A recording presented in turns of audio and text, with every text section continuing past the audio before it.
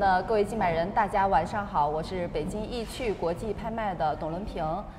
今天晚上我们将要进行的是北京工艺美术专场的直播讲解拍卖。先给大家介绍一下我身边的2位老师啊，这位是我们北京易趣国际拍卖的学术顾问汤伟健汤老师，欢迎汤老师。镜头前面的朋友，晚上好。好。那么坐在我身边另外一位帅哥呢，是来自我们北京工艺美术博物馆的讲解员刘德利刘老师，欢迎刘老师。各位藏友们，大家好。好。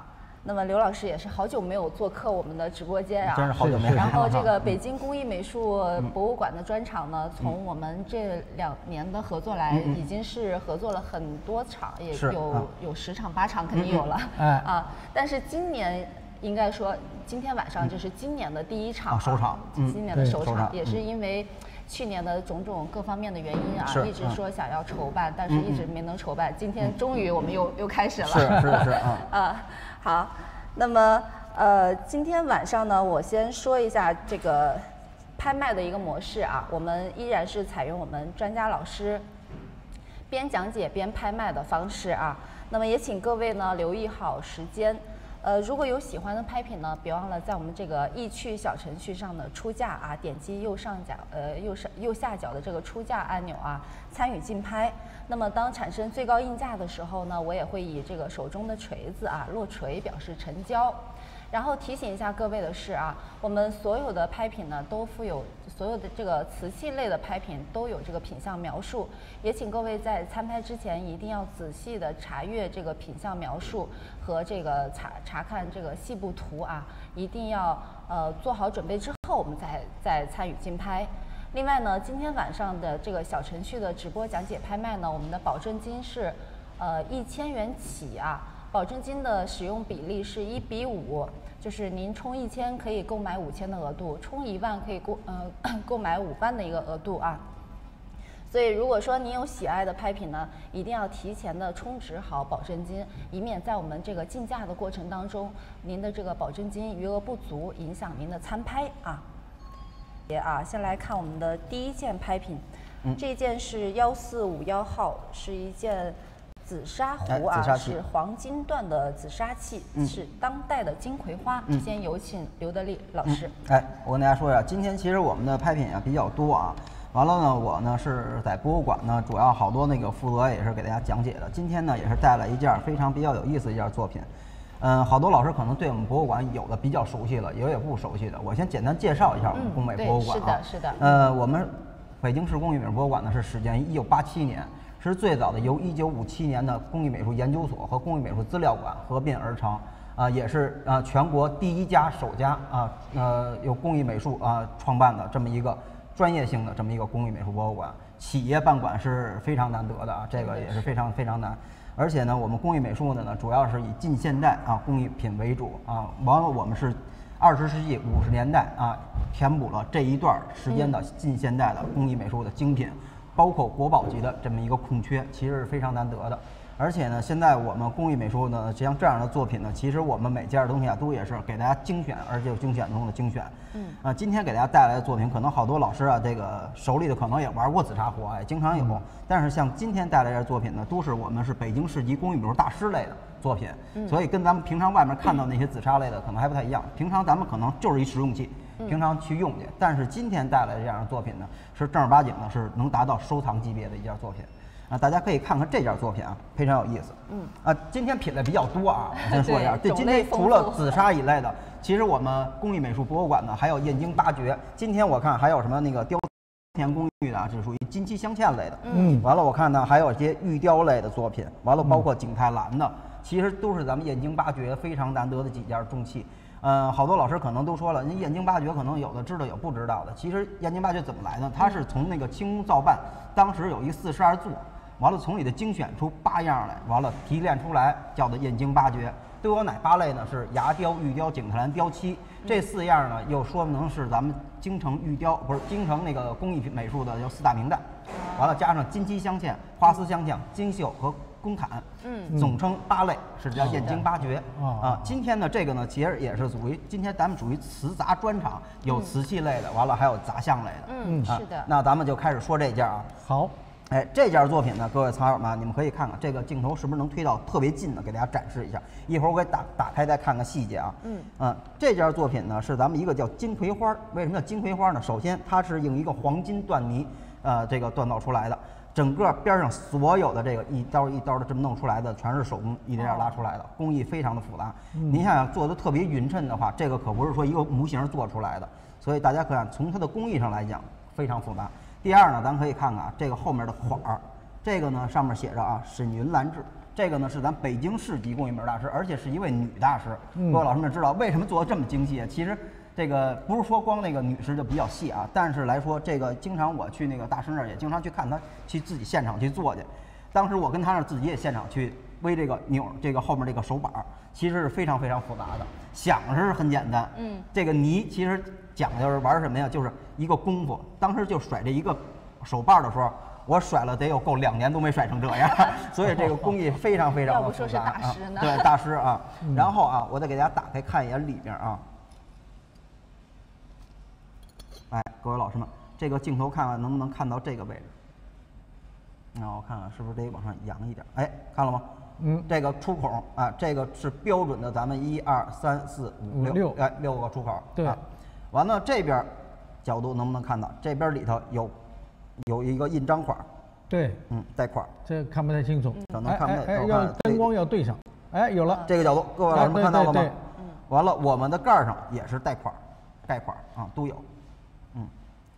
所以像今天这样的作品啊，非常的难得啊，制式非常非常的好，小巧可爱、精致啊，色泽呢属于那个黄金，气质非常的高。经常用的话，这个大小呢也是一实用器，大小用着非常的合适。平时咱们手里一把玩也非常的好，而且咱比如说平常喝茶了，咱属于那个中国礼仪之邦，平常呢好交个朋友什么的，喝个小茶聊个小天啥的，嘿。平常除了交流那个什么以外呢，这个其实也是一个赏玩之器啊，所以各位藏友们如果喜欢的，咱们这个可以踊跃的那什么了。是的。好，那么也谢谢刘老师的讲解啊。我们这件本场的第一件拍品是一件黄金缎的紫砂器啊，做工也是非常的精细。这个所有的这个菊瓣吧，也应该是啊，对，都是拿这个手工一刀一刀的刻出来的，对，非常的不容易。那么我现在提个问题啊，您说啊，那么这些这个紫砂壶，是不是大师们用手工把它一点一点捏起来？是啊，那么这就这是亲自看见的啊。那么我给镜头前的朋友，有些朋友呢，确实对这个紫砂壶的制作呀，是不了解的，是，甚至会想到紫砂是拉坯拉成的，这个呢就是一个很大的误区，因为紫砂是不可以拉坯的，它完全像擀面杖一样要擀出来，然后把它贴起来，对，没错，确实是这擀面杖擀出来的，对，所以呢没有见过它制作这个手法的，很多朋友，在这个地方呢，我特别提醒大家要注意，这个不是瓷器，瓷器可以拉坯，紫砂完全是靠捏起来的，所以我们讲这件东西上面一棱一棱的呀，它都是用工具一点一点把它剔出来的，对，它就是工具一点剔出来的，它绝不是拉坯，或者是用模具把它压出来。有这种想法的朋友，请你立即纠正自己的错误想法，别说出话来就让人可笑。我可碰到不少这样的朋友，他们认为这个瓷器可以拉坯，那么同样既然是陶瓷，那么紫砂也可以拉坯，所以这个呢问题呢就比较大了，没错，一定要注意这个问题，不可以拉坯，这个是指的是紫砂，这个是全手工的，而且是大师壶，是的。那么我看到这个直播间的收看我们直播的人数啊是越来越多，不断的在攀升啊。那么也跟新进入到直播间的各位网友也再次重复一下，我们今天晚上进行的是北京工艺美术专场的这个专场拍卖啊，所有的拍品都是来自于我们北京工艺美术博物馆。是。刚才呢，我们可能这个直接拍卖了，没有太过多的来介绍我们馆哈。就是北京工艺美术博物馆呢，它的前身应该是北京工艺美术研究所和工艺美术资料馆。对，工艺美术研究所，它是在1957年建成。对，1957年建成。那么当然了，这件紫砂它是属于这个当代大师的一当代大件师的作品。我们今天晚上呢，除了这个当代大师的作品以外，我们还有一些这个古瓷，哭出的对，瓷器库出的瓷器是这些都是在1957年建馆的时候，当时由全国各地各大博物馆调拨过来的，作为学习、作为研究的。作为这个研究的一种教材和标本啊，所以说，经过这么几十年啊，真的是快一个世纪了，对，快一个世纪的这个保存，然后现在又重新能让我们见到这批标本，真的是非常的难得，而且博物馆的东西。我相信大家也知道，就是真的不是说你有钱能买到的，确实是大家也可以看到，每一次这个工美库出的这个专场呢，我们其实老瓷器的数量相对的比较少，对，也是因为它非常的稀缺，非常珍贵，非常的稀缺，不是说我们随时说啊，博物馆咱们出一批吧就能出，这个也是得经过层层的报备，对不对？没错，是。而且呢，这批呢，它是作为研究的和那个博物馆日常我们所见到的这种陈列，它的两种的功能是要分开的，这种是作为研究的，然后我们经常在博物馆看到的那种是属于陈列类的这个展品，那个是不能出来的啊。好，那么我就话不多说，我看见现在网络出价已经到2000了，2000元，那么我们正式进入到拍卖的环节，2000元，还有哪位喜欢这一件的？还有考虑更高吗？2000。还有哪位喜欢这一件来自北京工艺美术大师的作品，纯手工打造，2000元，下一口是3000，有哪位能响应吗？2000，那么我即将落锤了。2000元第一次，2000第二次，2000元最后一次。好，成交，谢谢，谢谢您，恭喜，来看下一件是1452号当代的莲子壶，另外一把非常小巧的，这个比较有意思啊，好多老师可能那个在某些书籍上可能见过，这是咱典型的老一厂的一把壶。老一厂是什么概念？这个老一厂是江西宜兴紫砂的工艺品厂的一简称啊，是建于1955年，年头比较长了。然后呢，这件作品呢是咱们沈云兰沈大师自己收藏的一件作品，因为他当时跟那个老一厂好多老艺人啊都是有传承的啊。那个紫砂一厂呢，好多老师有的知道，有不知道。其实当时有那个咱们有一个七老紫砂七老啊，其实当时里头也包括了那个顾景舟顾老什么的啊。完了，他们当时创办的这个厂子。然后呢，大家可以看啊，底下有一款叫梦辰，对，梦辰款，这个款呢也是当时咱们那个一厂的老艺人啊制作的。底下带一个款，非常难得，而且呢，大小呢，其实这个特别适合把玩了，尺寸不是很大，但是你们可以看外面的这个油性和包浆已经非常的浓重了，几十年的一件货了，而且这件作品呢也是正儿八经的一个定制款，咱可以看看里面这个出水这个口，也给大家展示展示，我看这个角度不太好拿捏，是不是看不太清啊？有点暗是吧？应该暗，有点暗。看不见，看不到就不看了。是不是得背个手电筒往里打？然后咱们可以看一眼这个上面看了吗？这盖款上是一个树叶，这种树叶款咱们可能在好多那个老厂上可能见过，但是新的基本现在没有出这种款的了，也是非常稀有难得。咱再看看上面那个出气儿的这个口，看了吗？滴溜圆润啊，这就是说过去啊老艺人制作这种壶的时候，真的是做的非常非常的精致。所有的细节啊，已经表现得非常非常好了。这个呢是一个老朱泥的啊，大家看到这个非常的老辣的这么一个颜色也是给人感觉特别的舒服，一看老气儿十足。对啊，适合把玩，大小合适啊。这个是120 cc 的这么一个大小的那个盛水量。这个现在喝功夫茶是最好，非常好。如果自己没事家里头一人或俩人的时候，喝个功夫茶啊。或者是直接手把拿着玩，特别好。这个呢挺有意思啊。这把壶呢，主要是什么呢？它底下有梦辰两个字。梦辰款，梦辰呢，在我们研究紫砂的过程当中呢，清初有会梦辰，还有梦辰，所以这个两个款呢，似乎呢，我们好像对这个它的确认呢，现在其实已经都不是所有人都能确认这个，不好拿捏。不好拿捏这个东西啊，包括我们文博系统自己在搞这个研究的很多专家，对这个东西的拿捏，也是不是那么特别准确。落款同样都是梦辰，但是呢，我曾经在这个北京艺术博物馆里边，看过一批他们收藏的，这个带梦辰款的都是小壶，都是小壶，都是这种朱泥的，特别漂亮，是吧？那么这个里边唯一不同的是什么？刚才我们介绍的时候讲到，这个里边那个透水的那个地方有几个孔啊？6个孔，是吧？对，这个里边也同样有6个孔，但是北京他们收藏的那批东西啊，里边就是1个孔。一孔那个是年代特别早的，就是民国之前以前全是那种一个独孔。对他们那个收藏那一批啊，我在那儿看的，中间就是1个孔，一个孔，一个孔，但是底下落款，就是过滤这个，过滤茶叶的，对，过滤茶叶的。所以这个两者之间呢，这个东西可能我们讲，按照瓷器来说，这就是委托款，就是寄托款，寄托款，是的。但是这个工艺和这个造型啊，几乎。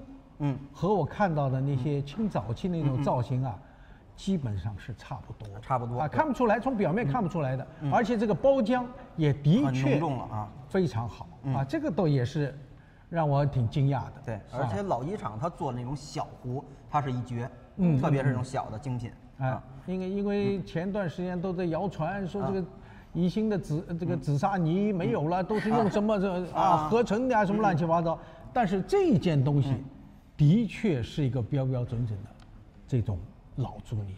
是的，汤老师对这个还真是特别懂。其实您知道吗？一厂的好多老的那泥都是哪儿的？它是当时现在已经没有了，是当时全是4号坑的留存的，就是它只要是那一厂的全是用的那泥，所以都是特别特别好的顶尖的最好的泥，叫4号坑的泥。太难得了，因为本身现在这个它的确这个原材料还是这个资源稀缺的，资源稀缺，很难得能碰上这个老一厂出来的这个。虽然是当代工艺吧，但是它是老紫泥。老紫泥，对。好，那么也特别谢谢老师的讲解。我们现在这把壶呢，目前是网络出价到1500。那么其他还有哪位喜欢？刚才有网友问是全手工的吗？没错，是来自工艺美术大师的作品，全手工。下一口是2000，对吧？1500元，当前是来自网络的出价。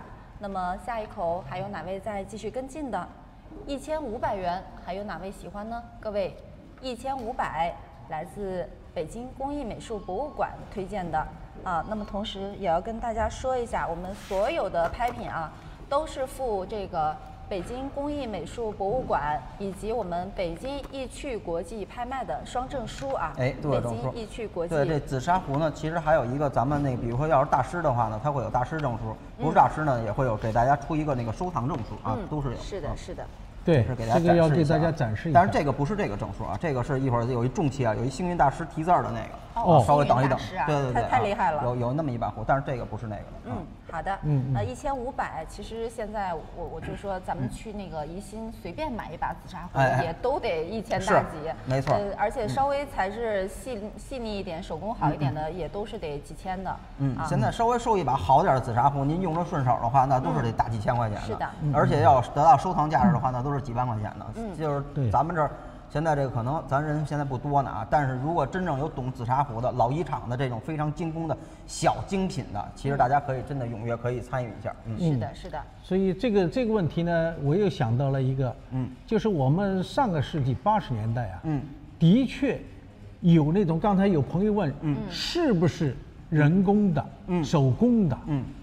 的确是用红泥，这个对接的，模子压的，过去是有底下落的是什么呢？铁线篆，大清康熙年制，告诉大家有的，但是呢，我们因为是在镜头前，我们有一定的距离，这个东西呢，我们可以负责任的告诉镜头前的朋友，这个是没有问题的，因为上个世纪80年代出的那个东西，那是红陶跟这个紫砂不是一回事儿，这个所以呢，我们就喜欢，但是呢，的确。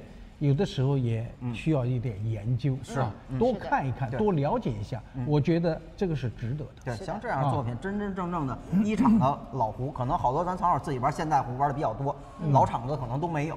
但是您这个东西，您说现在这个是500一口是吧？可以加奖啊，是吧？大家您甭管拍多少口，最后您抢到手里头，您到手里头，其实一是有一个研究价值的在，因为您之前不知道真正老一厂的泥是什么样的，老的泥是什么样，这是一老朱泥的啊，而且你可以比对一下，就是现在的那种和有一段年代的，它有那个包浆的程度也不太一样。怎么能养出来这么好的效果呢？您也可以自己去上手试试。是的，是的。那么也请各位不要错过啊！1500元，现在是来自网络的镜头。我再次确认，还有高于1500的报价吗？各位，1500，我即将落锤了。1500第一次，1500元第二次，1500最后一次。好，成交1500，恭喜！继续来看1453号，是一件当代的这个紫茄泥的紫砂壶啊。这个证书不是这个的，这个对，这不是这个。好，继续有请刘老师。这个我看一眼，这个是咱们多少号啊？1453。哎，我这上没标这1453，那应该是不是这个？我看一眼。哦，这是星云，那刚才那证书是这个的证书啊。您这个字儿太小了，您看得见。这谁的？啊，星云大师。你看星云，呵，这个是今天本场一件重器啊，好嘞，这个可以多聊一聊，这个名字也特别有意思啊，这个当时跟那个沈大师聊天的时候呢，他也跟我讲了，在他们那个宜兴呢，这叫多子啊，其实就是多子啊，这个意思啊，它是干嘛用呢？就是一个竹兜子啊，完了是抬人的一个工具啊，是这么一个东西。然后呢，这个证书啊，先给大家看一眼啊。大亨多知啊，给大家看一眼，这个是咱们沈大师给出了一个证书啊。这件作品呢是咱大师自己的亲工的一件作品。最难得的是什么呀？就是这个咱们上面有一个星云大师的一个题字在这边啊，写的是什么呢？大家可以看一眼，咱们镜头对，给推到近点啊。应无所住而生其心。各位老师们都知道啊，那个星云大师这个在前一段时间的时候已经不在了，所以像这么难得的这个，其实现在可以说是一件孤品了。再想找基本也找不到了。也是啊，这个底下带咱们那个沈云兰大师的一个底款儿。完了这边呢，大家可以看刻了是一个山水片儿。这个是今天本场一件比较重要的一件拍品了啊。然后呢，也是啊，给大家看看这个嘴儿，大家可以看看，小弯嘴儿。小弯嘴儿呢，这种出水啊是非常非常好的。就是咱们好多藏友们，就是玩这个壶啊玩的比较多的人都知道，这个出水很重要。器型不小，而且出水，你看它这一小弯嘴，出水是非常非常利落的。我们管这叫利落啊，出水利落。完了里面呢，这个也是啊，这个应该是9孔的了，看不太清，就在我这角度都看不太清。1、2、3、4、5、6、7、8，应该是9孔啊，在我这可能看不太清。这个我看镜头能不能看得到啊？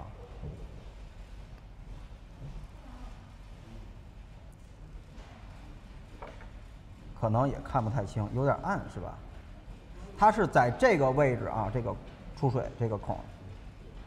这不太容易照，因为我拐了个弯，再下去一点。这回能看到一点了吧，各位老师？看到一点点，看一点点。对，它这个是一个棱形的这么一个啊，这么一个造型。对，看到吧，各位老师们啊。然后大家可以看这个紫砂器，其实大家有的时候特别是愿意在网上去查一查怎么能叫好，其实特别简单。好在哪儿？你看，首先它做工，你看啊，这个盖儿和它的口沿处，看了吗？必须严丝合缝，你不能说这个做完了以后它不平，这个功底就比较差了啊。然后咱看这个嘴儿把儿，一条线，一条线，线条非常的好。然后大家可以看整体的这个壶的这个大小啊，我看这个啊，这个壶的大小350cc， 这是家用特别合适，而且招待朋友，你比如说4、5个人朋友一来，大小特别好，因为它尺寸比较大，而且非常的饱满。然后重点是在这个星云大师这个题字这儿啊，这个是极为难得的。现在你再想找星云大师给提个这个字儿，那应该是找不着了。所以呢，各位藏友们，这个作品啊，真是极力推荐大家。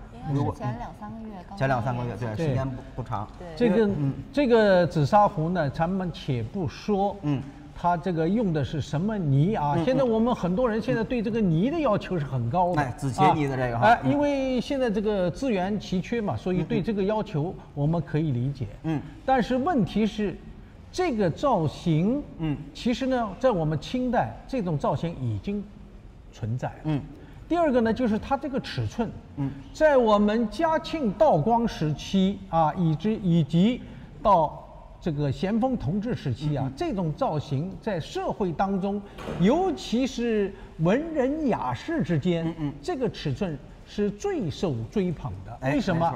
那个时候喝茶是人手托一个紫砂壶，而不是像我们这儿有雅兴坐那儿喝功夫茶，不是那样的。是。所以我们当年啊，收这种尺寸的紫砂壶收的是非常多的，哇，一次能收上百把，当然是从嘉庆一直到民国时期的啊，各种造型啊，各种上面的一些题管题跋啊，包括上面有刻的山水啊、人物之类啊，有很多啊。这是第二，第三一个呢，刚才我们讲到了这个佛光山的星云大师，星云大师是我们扬州人，他是我们扬州江都人，早年去台湾一直是从事这个佛事的这么一个传播普度众生啊，一生。所以这个佛光山这个佛光寺啊，就是他建起来的。是我那年去到这个台南，他在台南，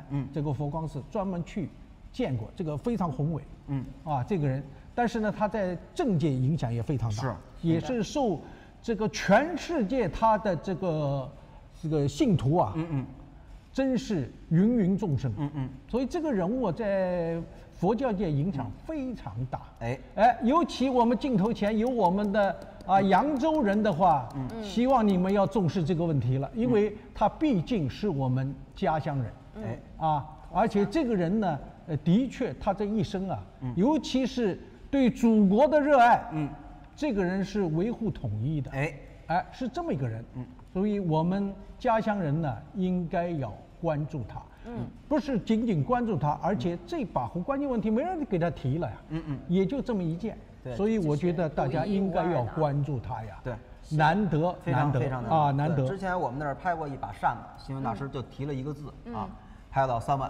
一把扇子，所以说就是像这种紫砂类的其实更少了，它这种题字的，所以像这样的作品，真的啊，如果有咱们藏友们喜欢收藏那种特别难得孤品的这样的作品，就属于孤品了。是的，这个应该把它请回去，应该请回去，是的，应该非常珍贵的这么一把紫砂壶啊，非常珍贵。而且这个还是咱们北京市级工艺美术大师沈云兰沈大师的一个作品，有款儿，完了呢出证书了，亲笔签名的。好的。好，那么经过老师的讲解呢，目前这一件的网络出价已经进价到5000元啊，大家也是很认可这一件啊，6000，谢谢各位啊。刚才老师们也说这一件非常的珍贵，非常珍贵，经过星云老师的题字，我们知道不管是在瓷器上，还是说在这个紫砂上带有题字题诗的这种作品，它都要比常规所见的这种山水篇要更加的珍贵，因为它的文人气息也是非常的浓厚啊。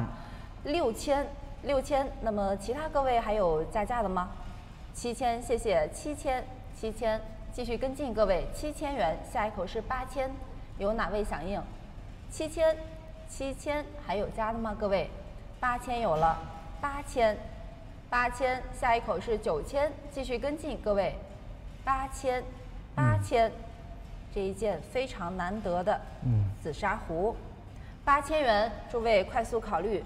8000，下一口是9000，要回应一下吗？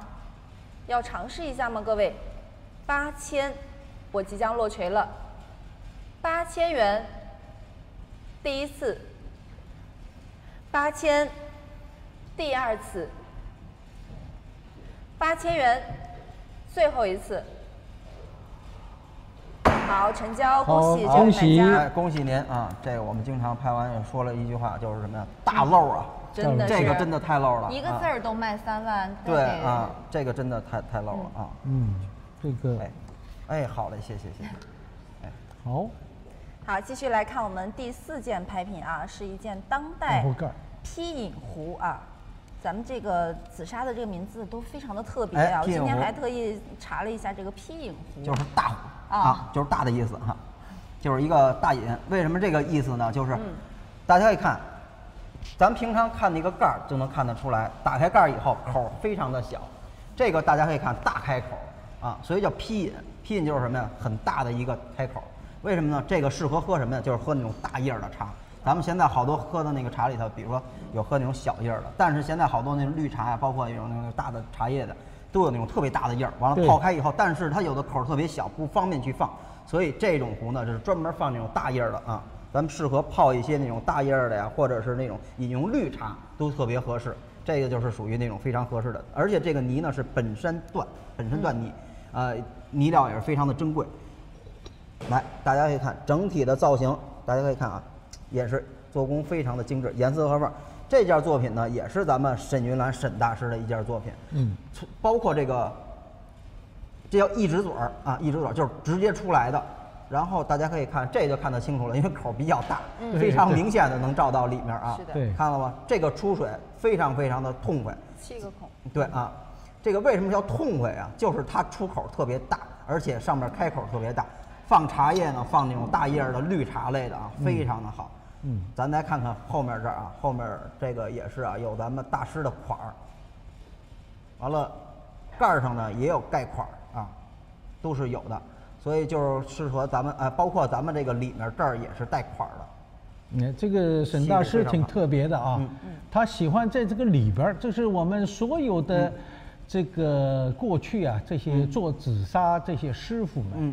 他们一般用的就是刻款，包括印款，但是呢，一般在盖儿里边和底下，就盖儿和底儿有，很少有里面再印的款在里边刻一个的，这倒是个先例，对吧？包括在那个瓣儿的底下，你看杨鹏年他们盖一个“鹏年”2个字的，但是没有在里边刻过的，只有一种三香壶，三香壶它是用紫砂这个泥啊，是盖在这个壶底下的，在这个侧面的。这倒是个先例，这个沈大师倒是别出心裁。对，而且就是好多老师都知道啊，就是这个，有的人可能不太了解这个大师是怎么个概念。这个给大家看一眼这个证书啊，慢慢我也跟大家说说这个沈云岚沈大师啊，他是北京市级工艺美术大师，紫砂类的。为什么说要强调北京市级工艺？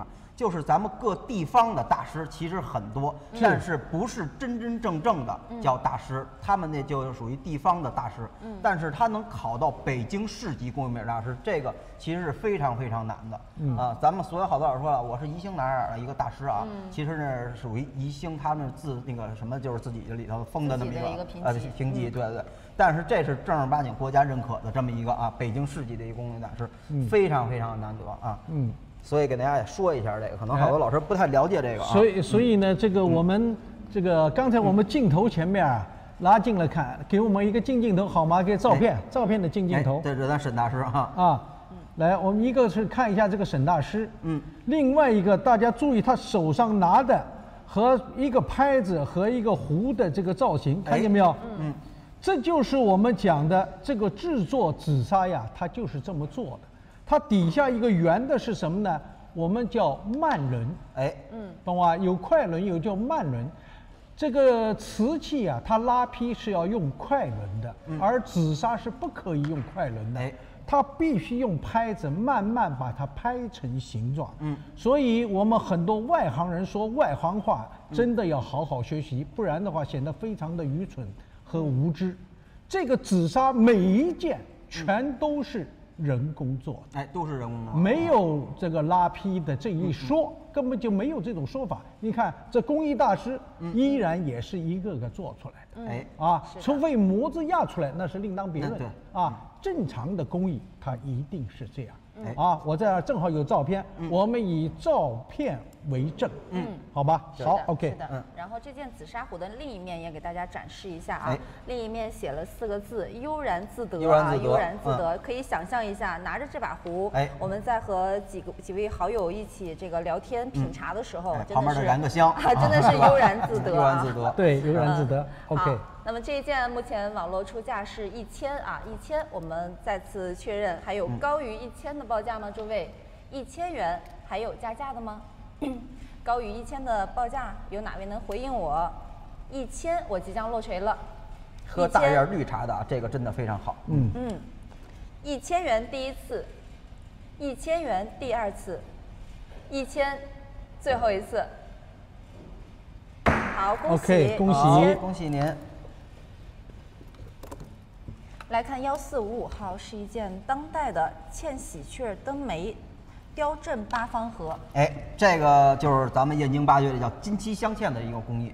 好多老师可能对这个金漆镶嵌不太了解，雕漆大家可能好多都知道了。对，金漆镶嵌和雕漆呢，它其实同出一辙，它是这一个叫雕填的这么一个工艺。雕填什么概念呀？就是先给它上面修漆。完了去雕，雕完以后再填漆，完了再描金啊，是这么一个概念。它底下做一个胎儿体啊，这个是一个通体的木胎的这么一个结构。然后呢，上面的这个嵌的这个呢，这是一个老骨片儿，完了上面一点点雕的喜鹊灯，哎，这么看，这个是正面的啊，这么看，两只喜鹊在这嬉戏啊，也是一个传统题材啊，喜鹊灯枝代表什么？报喜来了啊。上面呢这颜色呢，包括边上这个回字纹，这都是手工啊，一点点描金描上的。工艺也是非常的复杂，里面整个是一个黑漆底儿。这个呢是咱们啊，应该是一个有年代的啊，具体多少年？几十年，时间也不是特别长，几十年。但是大家从那个边上这个磨损痕迹都能看得出来。这件作品呢，好多这个老师可能有的知道啊，咱们看好多那个清宫连续剧里的能见得到。这种小盒一般呢都是装什么用的呢？平常装一些咱们那个小的，比如首饰类的呀，或者咱们经常。藏一些那个，你看这个，它还有一个摆放的方式啊，它必须得对上，上下的花纹得对上。花纹要不对上，我跟你们说，它还对不上。我研究它的角度很重要，对，很重要啊。那不是，来，我先给它对上，我给大家看一眼，这角度是非常重要的，差一点儿它都不行。是。刚才拿上来，我一看，它这个年份的确还不像我们近几年的这种做工哈，一看就很有年。这个是典型的咱们出口船会时期那批。为什么出口船会呢？因为咱们好多国外的友人对这东西特别喜欢，特别爱，包括现在咱们日本特别对这个东西情有独钟，而且它现在做的也特别的好。它除了是把这个作为食盒以外，它就是用于食用器。除了首饰，它还能装一些便当，他们管那叫，装一些那种小点心。咱们现在清宫里头那时候也是啊，用这东西可能装一些首饰类的，包括咱们稍微大一点的提盒啊、提匣呀，其实也是装一些小点心类的，供给咱们皇家的御用的。里面大家可以看，其实现在这个呢，其实咱们就是用干嘛用啊？比如说咱们现在好多玩那种小的那种古珠啊、文玩呀、小玩意儿的，咱们可以弄一好点的盒子去。装它为什么呀？因为它上头修的是天然的大漆，天然大漆有一个特别好的防腐耐潮，啊，这个呢就是比如咱们过去看好多咱们各大博物馆里头，它有的那种皇家御用，比如说特别咱们看好多壁画的用的都是这种天然大漆，防腐耐潮，所以像这样的作品，咱们这个现在这个工艺现在要去找人去做的话呢，基本现在没人去做了。之前我去过咱们一个大师的厂房，他是专门做那个出口船会的，然后就这样的作品，我看他那儿就有。然后呢，我跟他请教过，上面这个手工，现在他要找一个工人去做的话，就手工费的话，你1月工资怎么着，你得给人家，甭说1月工资，就是说做这个，首先做这个3月，先修漆，它修漆的时间是非常非常的漫长的。雕漆也是，这金漆镶嵌它也是一普通修漆，它得修够一定的层数。这个金漆镶嵌类呢，比那个咱们雕漆啊，可能层数没那么多，但是它有一个复杂的工艺，它要镶嵌。这是雕填，雕填什么意思？它还得掏槽。您像这个上面这个2个这个小的这个喜鹊，它是要不是光光粘上，它要掏一个浅浅的一小槽往上再去镶嵌。边上这个所有的这个全是手工绘制而成，也是天然大漆的。整个周边大家看，咱们叫一方顶10元，它这个器型这个规规矩矩，它是多棱形的工艺，对，这也叫8方来财，工艺非常的复杂，8方盒。喜欢的老师啊，不要错过啊！这件作品，是的。它这个是什么材料？这个是一个骨头的，骨头的。对，应该过去的时候，一般大部分用的全是牛骨，老牛骨，因为它比较坚硬，而且它比较粗大。比较适合雕一些小的那种动物类的题材。是的，是的。啊，这一件的尺寸其实也是非常的这个精致哈。哎，没错。不算太大，然后但是呢，放一些实用器也还可以啊。然后这一件目前是网络出价600啊，600。刚才我们刘老师也说了，一件漆盒相当于一个工人得3个月才能完工。对。啊，那这现在600，也就是1天的这个工钱，您就要拿走吗？啊。1天的工钱，600这个价格相当便宜了啊！是600，我再次确认啊，还有其他各位竞买人有喜欢这一件的吗？600，高于600的硬价还有吗？诸位，600我即将落锤了，600第一次，600元第二次，600元最后一次。好，成交600，谢谢，恭喜恭喜。哎，这个现在这个，如果要是当年那制作的那个老师要能看见这个的话，我估计他现在已经哭死在地下了，3月子了。好吧，我们这个专场就是为大家服务吧。是啊，哎，这件作品也是一个雕填的这么一个工艺，这个上面镶嵌了这个老瓷片，这个瓷片这个年代呢，这就是让汤老师专业的来说了啊。也得刚晚清，感觉还可以。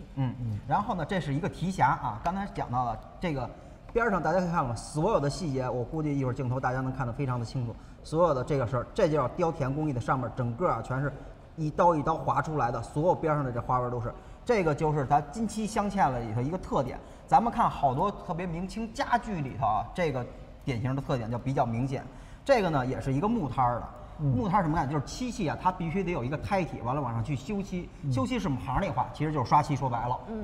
完了呢，其实它分呀脱胎，完了还有这个就是木胎，完了还有各种胎体的都有。木摊的常见比较多啊。然后呢，咱们可以打开啊，这个呢是几层的。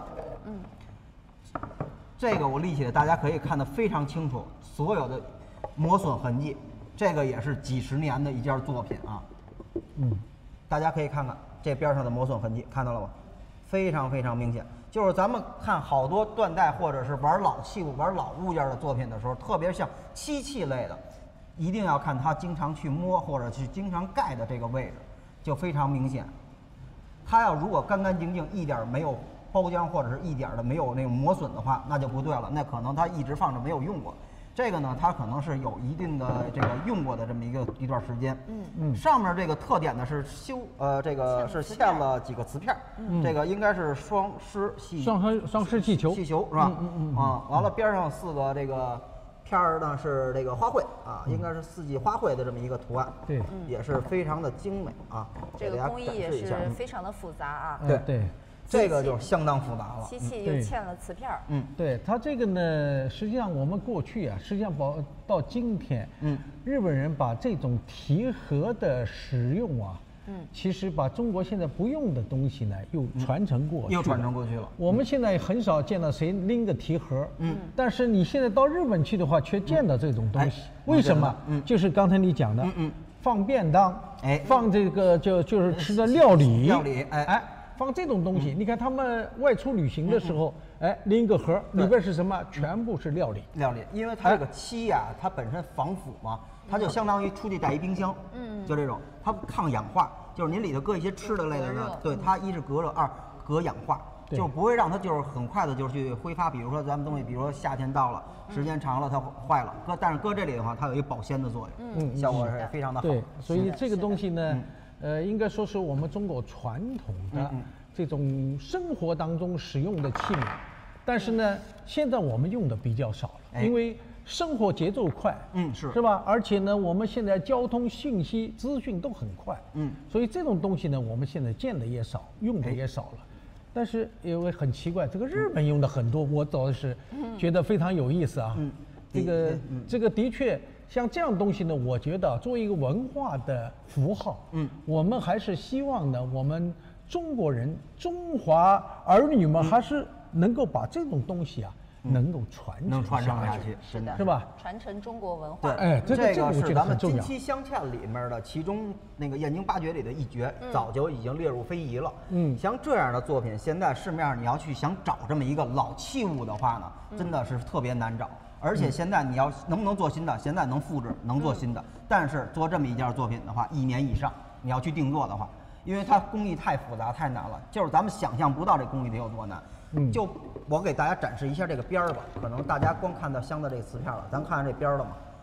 这边儿它是要手工，先是一刀一刀剔出这个是水纹，这水纹呢也是咱们那个叫海水降压纹，一圈一圈的挑出来。为什么好多咱们那个就是装饰类都有这种水纹啊？它代表财富啊，过去也是，现在也是。边上这个纹饰大家可以看看啊，这个呢应该是咱们叫宝相花纹是吧？对啊，这个也是啊。完了呢，边上这儿啊，包括它这上面不是光修漆了，上面它还都是有刻的这个啊。是的。所以这叫雕填啊，这个2项工艺啊，非常非常复杂。是的。好，谢谢刘老师。那么我们本专场的所有的拍品呢，也都是附我们北京艺趣和这个北京工艺美术博物馆的双证书啊。然后所有的东西呢，都是来自于北京工艺美术博物馆的推荐。另外呢，今天晚上还有有大概10件左右的古瓷部分，也是来自于北京工艺美术博物馆。很早的这个库出啊，这个在1957年，这个建立研究所，当时就有各个地方的各大博物馆调拨给咱们北京工艺美术博物馆。那么今天晚上呢，这几件古瓷呢也将会跟大家见面啊。所以说，我觉得能拥有一件博物馆级的藏品啊，也是各位的荣幸。有的时候随着这个政策的调整或者人员的调整，这个。还真不是说咱们未来可能有没有不好说。对，不好说。刚才我们还在讨论。好，来我们看这一件当代的嵌瓷片题盒，目前是网络出价2000，还有更高印价吗？各位，我们加快节奏，2000还加价吗？2000元我要落锤了，2000第一次，2000元第2次，2000最后一次。好，恭喜您买到，恭喜，谢谢。这么大一个题盒，哎呀，真漂亮。好，继续来看下一件是1457号，当代的南红山水。啊，这是一个咱们这个现代的这么一个南红雕件啊，雕的是一个山水这么一个小摆件。这个呢是一个川红啊，这个。料子呢，好多老师都知道啊，这个分这个宝山啊和这个四川啊两个地区，看啊摆上是啊，这反了，是这么放啊。对。山水题材呢，也是咱们所有雕刻件里头啊经常常见的这么一个题材。为什么作为雕为山水呢？因为咱们这个中国老祖宗就留下了这么一个特别好的这么一个寓意，就是什么呀？要靠山。前一段时间那个父亲节，我们那个也是好多藏友特别喜欢这种山水题材，送给父亲，父爱如山啊，特别好。而且呢，它山水就是什么呀？咱们现在呢也是啊，比如说咱们家里头摆着的话呢，能调一些这个，咱这平台能说是吧？没有随便随便太好了，对，因为那时候老那个某音那个有的话不让说，就是在风水学里讲呢，其实咱们无论是人身体，包括咱家里头摆放，好多就是咱们有做生意的呀，或者去做一些那种。大的那个工艺的那种东西啊，其实他都愿意去有这么一个山水的一个调和，所以呢，家里头摆这么一件摆件来说，无论是送人、家里摆放都特别的好。上面大家可以看啊，雕工呢也是非常的犀利啊。这件作品呢是咱们北京市级工艺美术大师啊郭海成大师的一件作品。大家可以看看细节啊，就是从这个角度看，可能颜色我不知道，我这手机看它颜色有点发柿子色。其实实物呢，它是一个锦红色，有点泛红。对，颜色这个可能细微的有点色差，但是咱们现在看到咱们上面那个手机里的图片啊，颜色呢能看的是跟这个实物差不多的一个颜色。后面呢，大家可以看看，后面呢它是带一个原矿皮，这个呢其实就非常有特点。大部分咱们现在收到手里头、买到手里或者拍到手里的一般南红作品，咱们都是成品。很少像这种带一个原矿皮的，这就相当于咱们和田玉玩的那个籽料带皮子了啊，很有特点。正面呢是已经给它抛光打磨出来的一个山水的这么一个题材。完了侧面呢，大家可以看厚度是相当的厚。为什么这个厚度要着重说一下呢？因为啊，这个南红啊大料说实话不多，而且呢层状结构多柳裂，柳裂特别的严重，所以要出这么一个比拳头大小差不多的这么一件摆件，非常难得。是的，是的。这是宝山，云南宝山。这个不是，这是四川的啊，这是四川料。四川料。四川九口带火焰纹，底下带一点点的那个沙眼。您看它这边有一个那个跟沙眼的是那个，这是它一个矿脉的这么一个结构。对。好，这件刻工也非常的细致啊。目前这件网络出价2000了，2000还有加价的吗？各位，2000元还加吗？2000，还有哪位感兴趣的诸位快速考虑？2000我将要落锤。这个不容易。2000元第一次，2000第二次，2000最后一次。好，成交，恭喜！来看一件当代的景德镇瓷器，来个大件了，非常大啊。好，这一件是1458号当代的春山积翠。春山积翠，这个叫釉上彩是吧？釉上彩，然后高度是57公分啊，这真的是，这已经挡住了我们视线。这个证书是在咱们这儿的吗？您帮我露一眼。对，这证书得给大家主要看一眼，是吗？对，这个证书，有点厉害。李宁。李宁画。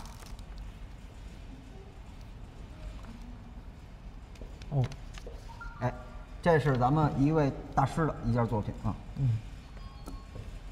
李宁的这么一个收藏的一个证书啊，给大家看一眼。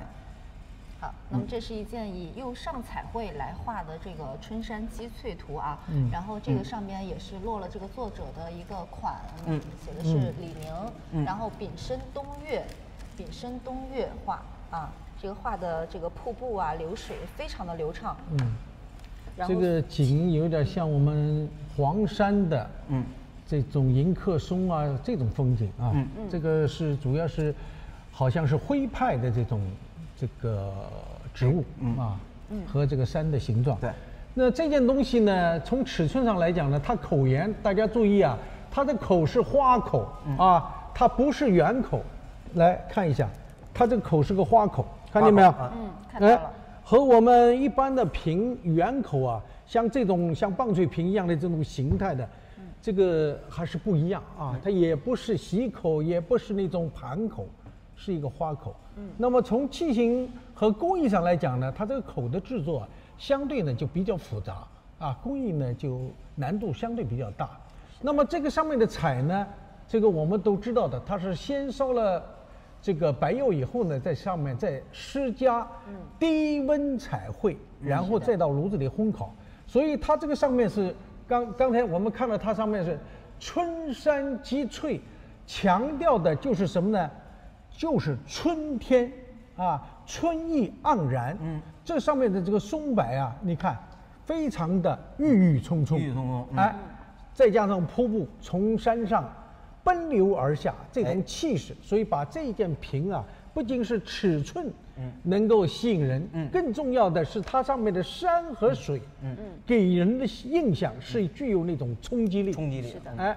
所以这个呢，就是我们讲这件东西啊，之所以能够成功，我觉得在它的构图和设计上，起到了很重要的作用。你看，我们在这个镜头当中看这个水啊，到位，对吧？就像这个奔腾而下的这种瀑布，它这个山上的松树和石头，远看这个景啊，就特别的舒服。其实我们说起来，它是一个瓷器画，但是如果你远看的话，像一幅油画，有这种感觉，因为它的这种立体感特别强。是的，而且它的这个形制啊，特别像一个灯笼瓶的感觉。对，像灯笼瓶，对，这个就是有点像灯笼瓶的感觉。这个我不知道它底下有款没有？有款是吧？来，我们照看一眼。底下有这个作者的一个款，写的是李宁啊。李宁。这是个篆书款啊。是的。写了作者自己的款，这件东西看起来还是比较有气派。是的。是吧？颜色也比较鲜艳。对，我们来看这一件啊，这个非常有气势。尺寸也非常高的一件，57公分高啊。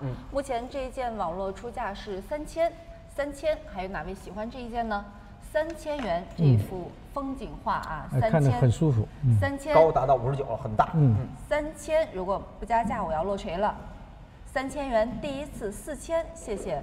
这感觉好极了。4000依然是网络尽头4000。那么上一位竞买人还加吗？4000、5000、5000、5000、5000，还有更高加价吗？诸位，5000元我要落锤了。5000元第一次，5000第二次，5000元最后一次。好，成交。好，谢谢。5000元买到。